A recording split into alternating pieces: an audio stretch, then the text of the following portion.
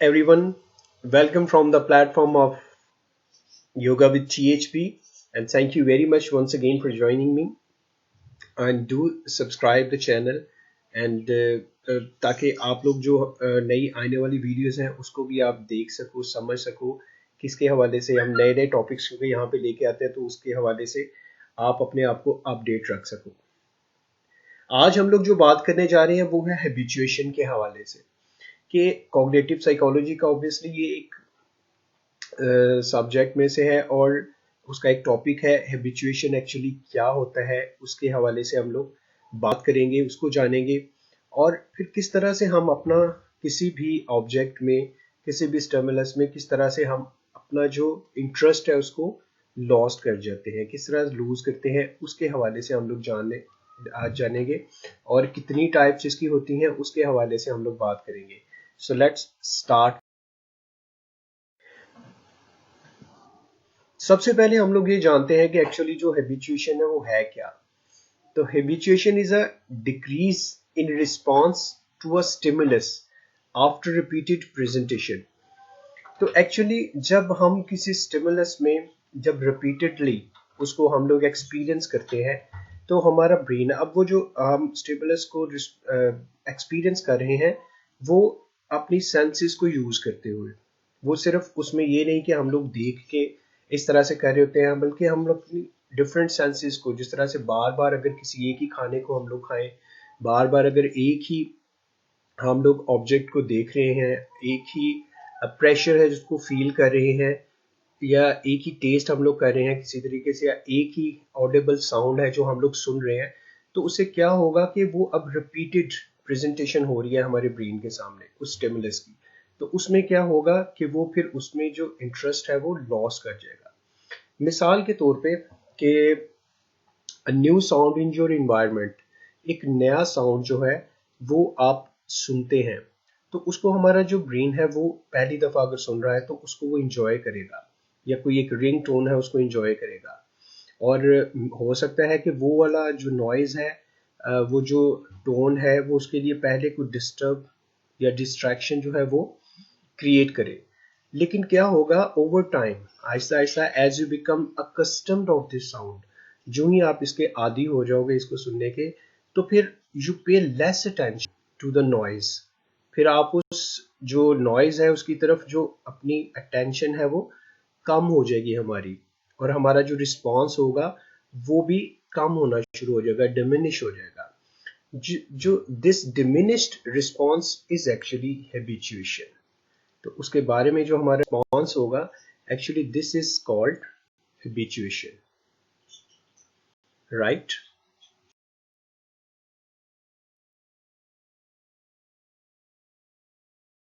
At it for a few seconds. If I then showed you that same thing again and again, however, you would tend to get a little bored and look at it less. Many people are surprised to learn that even newborn infants exhibit this tendency to habituate to a repeated stimulus presentation. Let's watch a 2-month-old's very first experience of looking at a jar of cayenne pepper.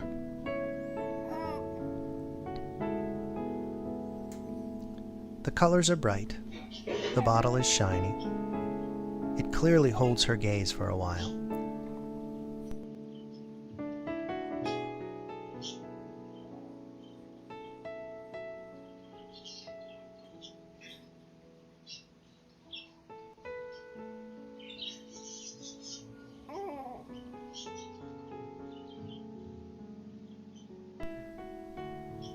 After about 32 seconds, however, she looks away.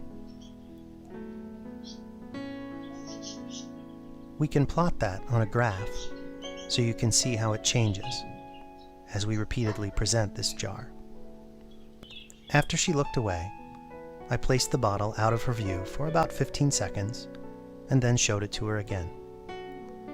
Here comes the second time that this little girl ever saw a jar of cayenne pepper. She looked at it again, of course, but this time looked away after about 14 seconds.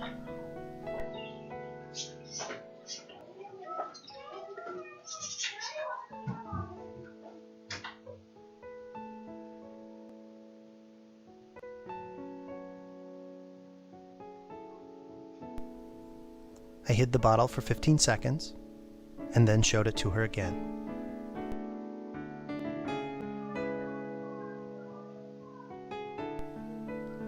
Now she only looked for about 6 seconds.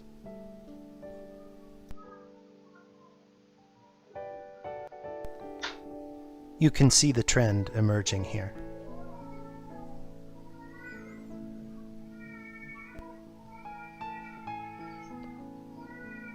The fourth and fifth presentations only elicited about 3 seconds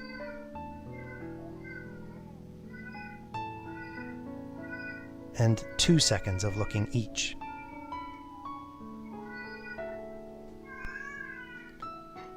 You can clearly see that this child is getting habituated. She looks at the stimulus for a few seconds and then looks away.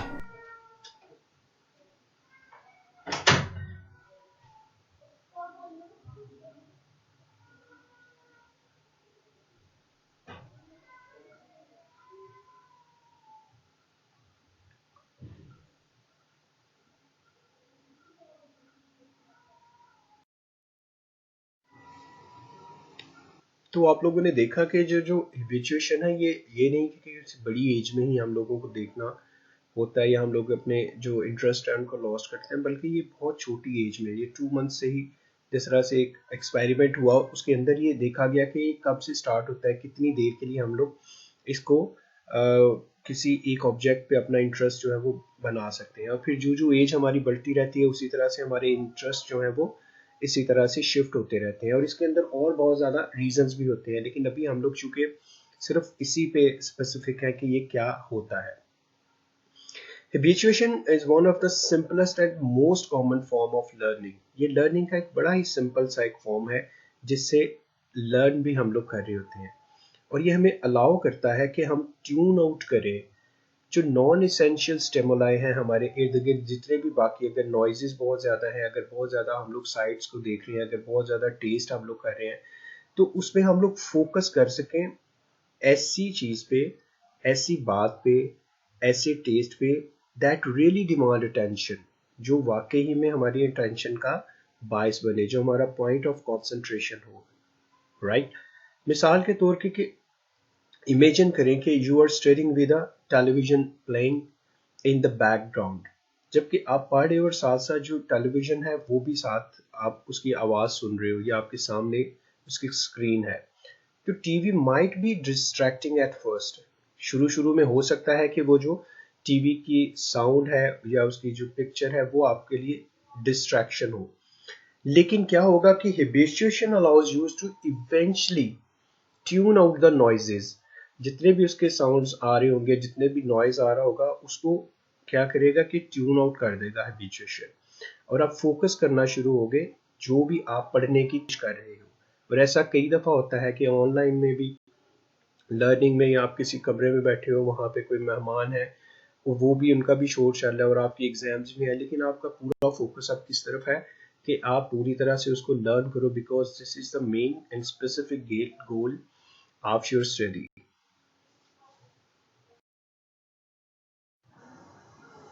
Perception के हवाले से भी हम लोग इसको देखते हैं कि इमेजिन करें that you are in your backyard.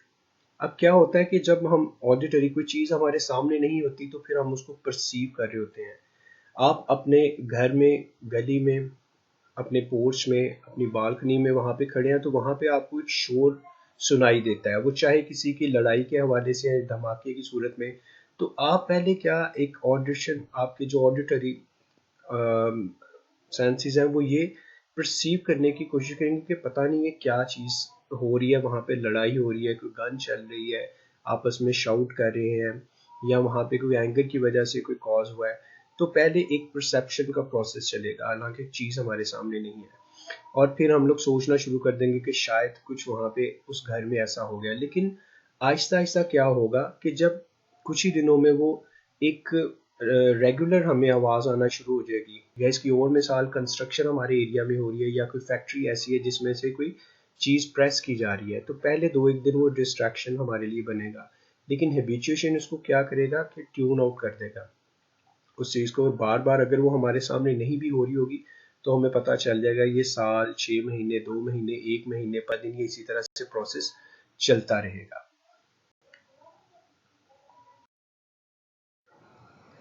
यहाँ पे हम लोग ये जानते हैं कि जो हैबिचुएशन है एक्चुअली वो किस तरह से हमारे साथ होता है। तो इसमें दो थेरीज को हम लोग देखने चलते हैं यहाँ पे।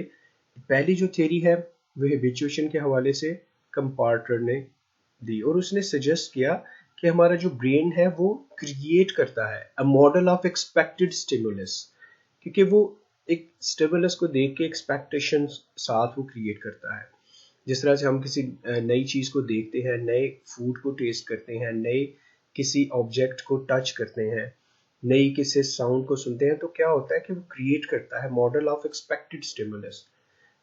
लेकिन क्या होता है कि विद कॉन्टिन्यूड प्रेजेंटेशन, अगर बार बार वो चीज़ हमारे साथ हमारे सामने आती है, हम बार बार वो फूड खाते हैं, बार बार उस सरफेस को या ऑब्जेक्ट को टच करते हैं, तो क्या होता है, the stimulus is compare to the model जो उसने एक क्रिएशन कर ली हुई अपने ब्रेन में, किसकी, खाने की, खाने के टेस्ट की, कहीं पे देखी वो जगह, तो उसके साथ उसको कंपेयर करेगा। अगर वो मैच करेगा उसके साथ, द रिस्पॉन्स इज इनहिबिटेड, तो उसका जो रिस्पॉन्स आएगा वो कहेंगे यार ये चीज़ तो हमने पहले ट्राई कर ली है खाने में, ये चीज़ तो पहले हमने पहनने में ट्राई कर ली है, इस जगह पे तो हम लोग पहले जा चुके हैं।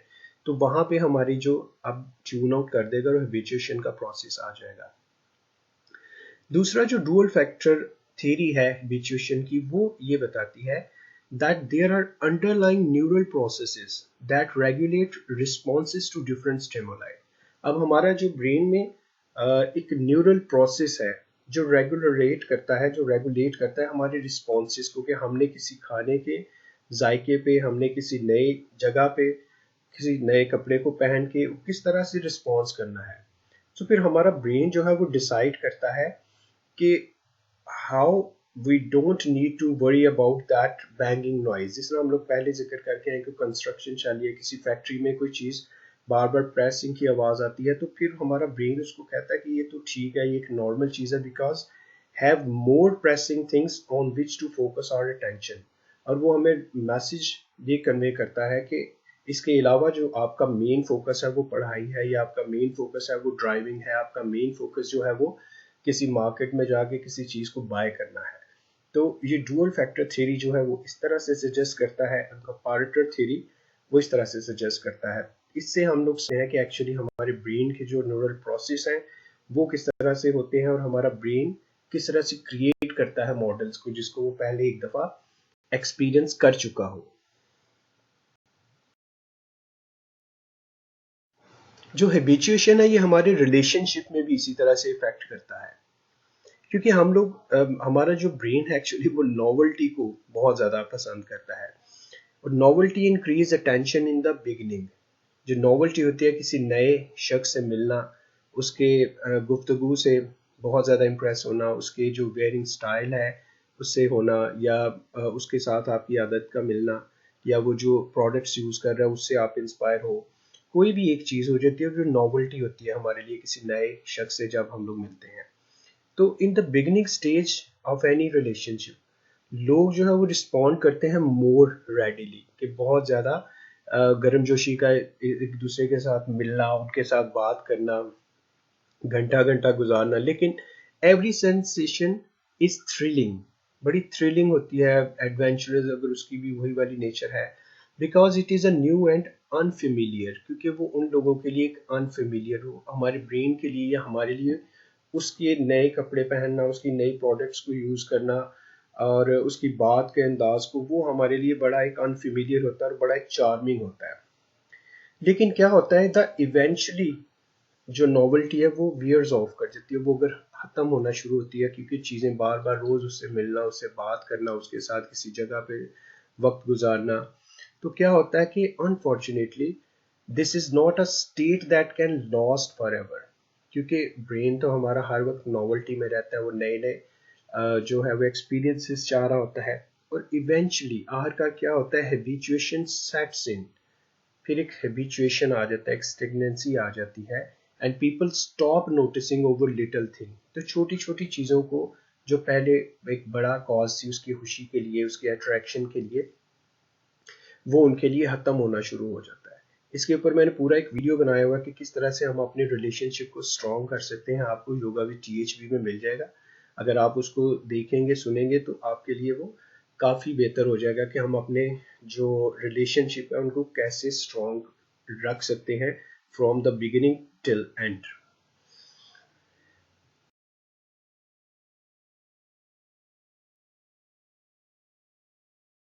I'm going to hide this Hershey's Kiss under this cup, and the object is for you to pay attention and follow along and try to guess which cup the Hershey's Kiss is under at the end.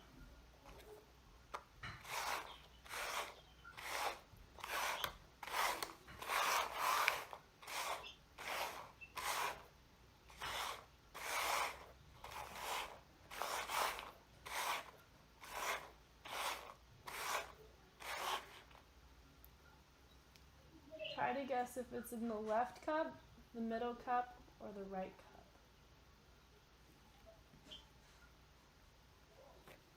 Let's check the left cup. The middle cup? If you guess the middle cup, you got it right. So now we're going to make it a little more complicated. I've added an extra pair of hands and I've added additional colors here. But that's only to distract you from the pink cups. The pink cups will always have, one of the pink cups will always have the Hershey Kiss underneath. So let's get started.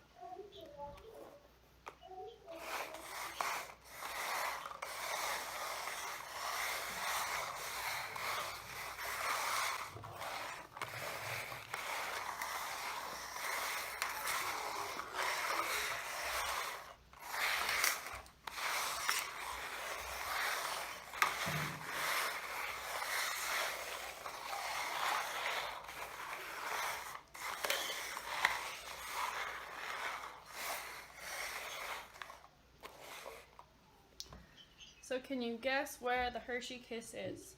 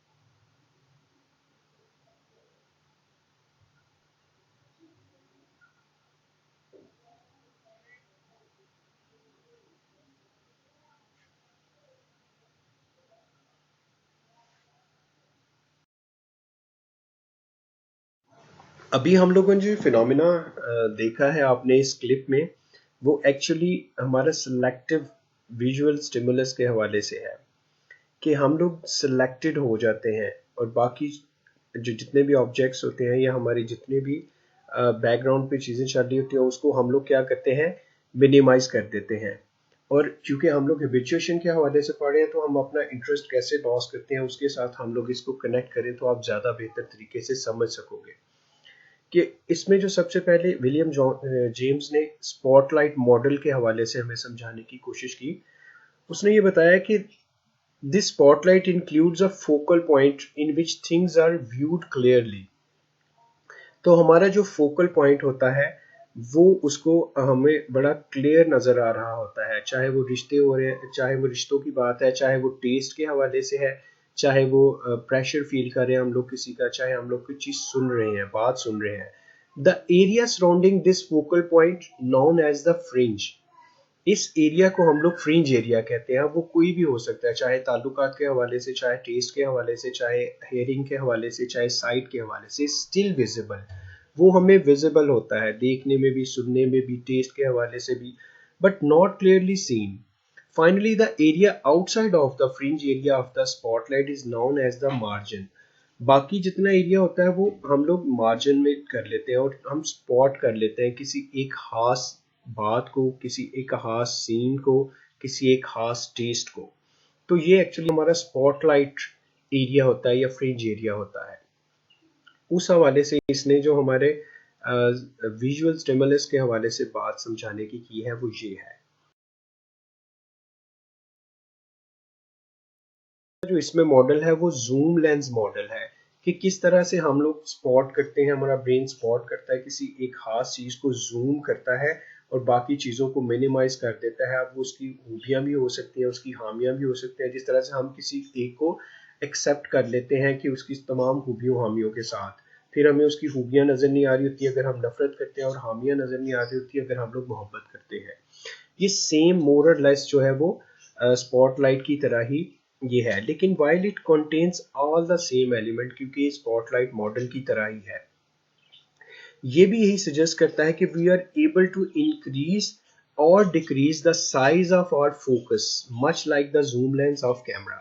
जिस तरह एक photographer होता है वो zoom करता है उस object को, उस शख्स को जिसको उसने पिक्चराइज करना होता है, तो बाकी चीज़ों को ब्लर कर दिया जाता है। हम भी जब किसी एक बात को, किसी एक टेस्ट को, किसी एक साउंड को हम लोग जब उसको फोकस कर देते हैं तो बाकी सारी चीज़ें हमारे लिए ट्यून आउट हो जाती हैं।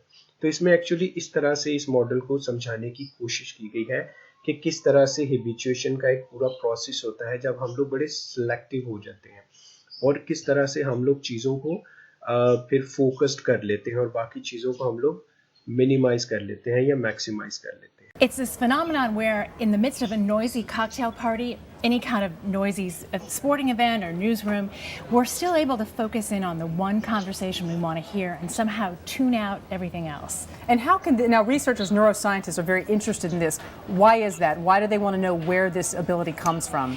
It's part of this whole phenomenon of selective attention, wherein the human brain can only really focus in intensely on one thing at a time. And this is a survival skill. You know, we're constantly bombarded by all this visual and auditory stimulation. We couldn't survive unless we could focus in like this, but we can also only really focus on one thing at a time. And that's what's at issue in distracted driving and all kinds of other limitations of multitasking. Are there people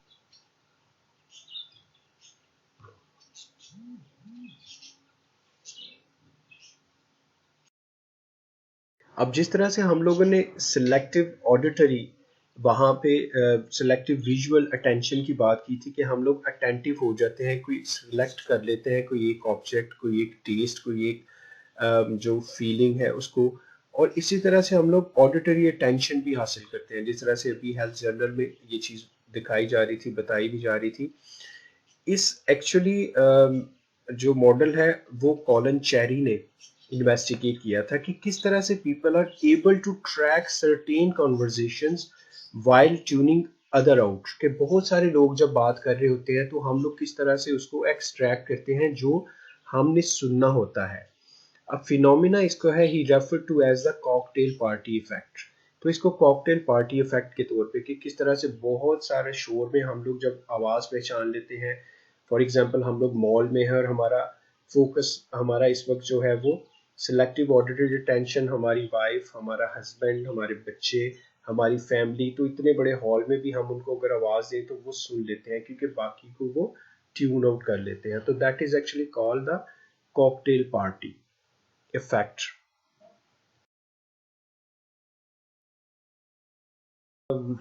With this, thank you so very much once again for joining Yoga with THB.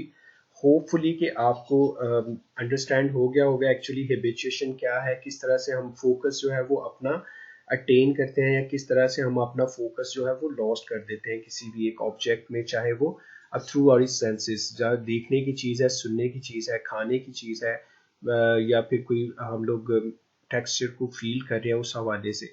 तो hopefully आप लोगों को understand हुआ होगा, तो ज़रूर इसको share कीजिएगा, लाइक कीजिएगा और सब्सक्राइब भी कीजिएगा, ताकि आपकी वजह से अगर किसी को इसमें मदद मिल जाए इस कॉन्सेप्ट को समझने में, तो उसके लिए आसानी हो जाएगी।